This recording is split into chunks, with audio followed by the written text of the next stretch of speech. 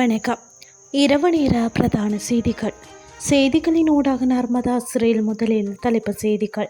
ஓந்துருளிகளில் பின்னால் அமர்ந்து செல்லும் மாணவர்கள் பாதுகாப்பு தலைக்கவசம் அணியவும். தங்க விலை குறைவு மகிழ்ச்சியான செய்தி. போர் நிறுத்த ஒப்பந்தம் நடைமுறை காசாவில் புதிய திருப்பம். இனி விரிவான செய்திகள்.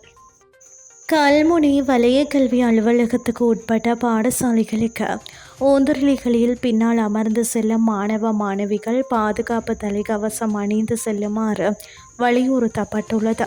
கல்முனை தலைமையக காவல் நிலைய பொறுப்பதிகாரி லசந்த கலுவாராட்சி இது தொடர்பான அறிவிப்பை வெளியிட்டுள்ளார். அத்துடன் பாடசாலைக்கு செல்லும் மாணவ மாணவிகள் தங்களது பாதுகாப்பை கருதி போக்குவரத்து சட்டங்களை மதிக்க வேண்டும் என்றும் அவர் கோரியுள்ளார். இந்த சட்டங்களை மீறுவோருக்கு எதிராக சட்ட நடவடிக்கை எடுக்கப்படும் என்றும் அவர் எச்சரித்துள்ளார். நேற்றைய தினத்துடன் ஒப்பிடும்போது இன்றைய தினம் தங்கத்தின் விலை குறைந்துள்ளதாக இலங்கை நகைக்கடை உரிமையாளர்கள் சங்கம் தெரிவித்துள்ளது. அந்த வகையில் 24 கேரட் தங்கம் பவுன் ஒன்று 3,25,000 ரூபாயாக விற்பனை செய்யப்படுகிறது. 22 கேரட் தங்கம் பவுன் ஒன்று 3,600 ரூபாயாகவும் விற்பனை செய்யப்படுகிறது.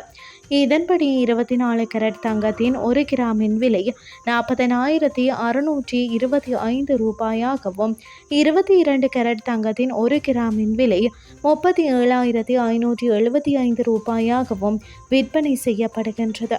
சமீப காலமாக தங்கத்தின் விலை அதிகரித்து வந்த நிலையில் இன்று தங்கத்தின் விலை சற்று குறைவடைந்துள்ளது. இனி வெளிநாட்டு செய்திகள்.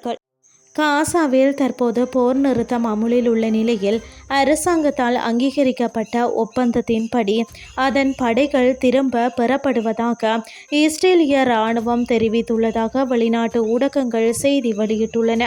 எகிப்து, கத்தார், துருக்கி மற்றும் ஐக்கிய அரபு எமிரேட்ஸின் வீரர்களுடன் சேர்ந்து இந்த திட்டத்தை செயல்படுத்துவதை கண்காணிக்க அமெரிக்கா மத்திய கிழக்கு நாடுகளுக்கு 200 படை வீரர்களை அனுப்புவதாகவும் தெரிவிக்கப்பட்டுள்ளது.